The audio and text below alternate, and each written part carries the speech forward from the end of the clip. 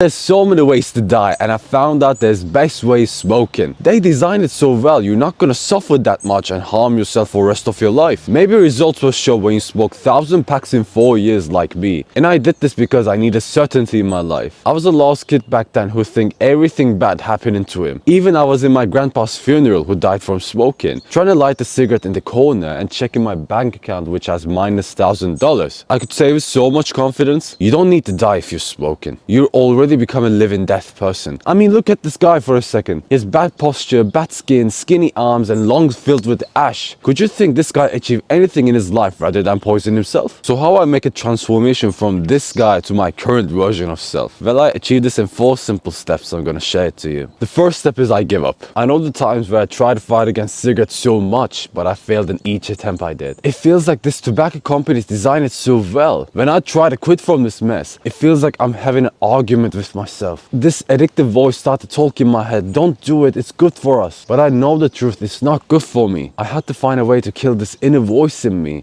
And I found the success when I give up. I literally didn't care about anything at all. I didn't care about the methods I'm gonna use. I didn't care about which day I'm at and so many more things. I give up. The voice in my head eventually quenched itself and I become a non-smoker automatically. The second reason is I found my why. Most of us try to make our quitting attempts because someone else said so. Whether our kid wants to stop smoking or wife sad because of us. We hold on to this reason and try to make progress in day-to-day lives. But the truth is, it's not gonna last long. This journey will only go well until you had an argument with them. Then you're gonna become angry, which is the trigger of smoking. Then you will find yourself lighting a cigarette again. But if you do this attempt for yourself, nothing could just shrink you off. I want you to ask these 2 questions to yourself. Why you started smoking? Why you want to quit smoking? Once you find the answers of those 2 questions, you're gonna understand the exact emotional reason behind it. Most of us trying to address this situation with logical reasons such as health, but I'm afraid it's not gonna work. Because the addiction we're facing against is psychological and most of them build around the emotions we feel. The third one is making a decision. When I tried to quit for the first time,